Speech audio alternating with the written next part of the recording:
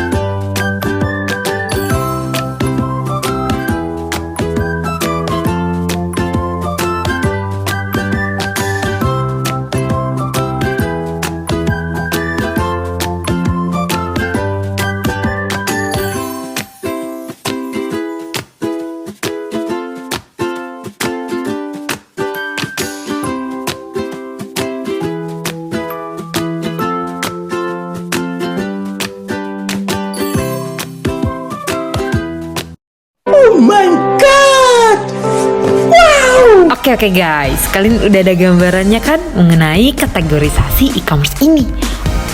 Tapi kalian belum tahu kan yang tadi animasi itu termasuk kategorisasi e-commerce apa?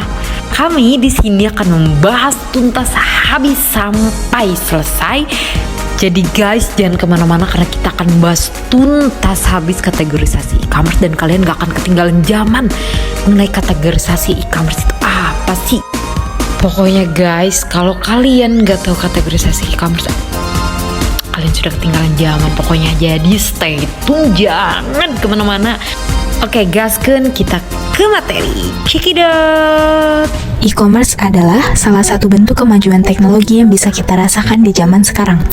Teman-teman pasti sudah tidak asing lagi kan dengan keberadaan e-commerce, terutama orang-orang yang suka berbelanja di internet. Jadi e-commerce itu apa sih? E-commerce atau perdagangan elektronik adalah kegiatan jual beli barang atau jasa atau transmisi dana atau data melalui jaringan elektronik terutama internet. Mungkin banyak kan dari teman-teman yang menyimpulkan kayak e-commerce sama marketplace itu sama, padahal keduanya berbeda loh. Istilah e-commerce itu digunakan untuk menggambarkan semua transaksi yang menggunakan media elektronik. Sedangkan marketplace itu merupakan salah satu model e-commerce dan berperan sebagai perantara antara penjual dan pembeli. Semua aktivitas lain, seperti manajemen situs web, telah diambil alih oleh sebuah platform situs seperti Shopee dan Lazada sebagai dua contoh marketplace. Namun, sekarang e-commerce sudah mengalami berbagai macam perubahan, mulai dari fungsi sampai jenis-jenis e-commerce yang berbagai macam. Di sini, setidaknya ada 7 jenis dasar e-commerce atau bentuk dasar dari bisnis e-commerce dengan karakteristik yang berbeda.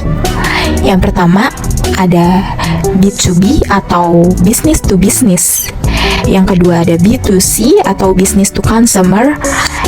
Yang ketiga ada C2C atau consumer to consumer. Yang keempat ada C2B, consumer to business. Yang kelima ada B2A atau B2G atau business to administration or business to government. Yang keenam ada C2A or C2G atau consumer to administration or consumer to government. Yang ketujuh ada O2O atau online to offline.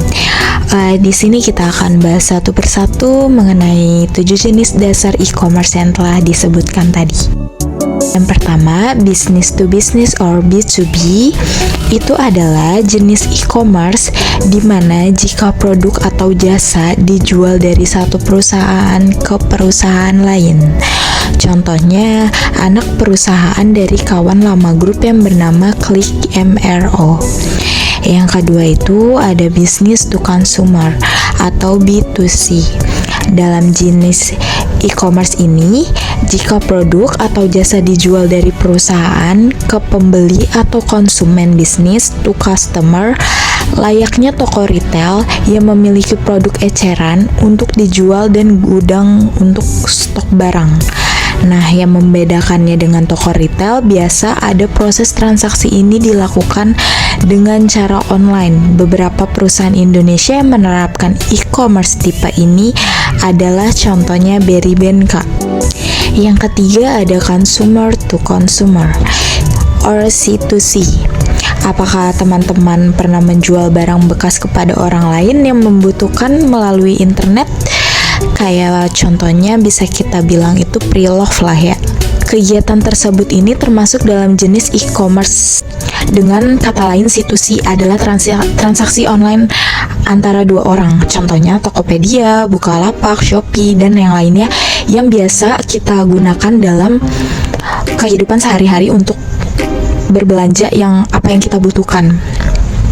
Consumer to business atau C2B, seperti namanya C2B, berarti mempunyai arti bahwa konsumenlah yang menjual barang atau jasanya kepada pihak perusahaan. Contohnya seperti menawarkan konten kreator dengan kemampuannya untuk menulis kepada pihak perusahaan yang membutuhkan.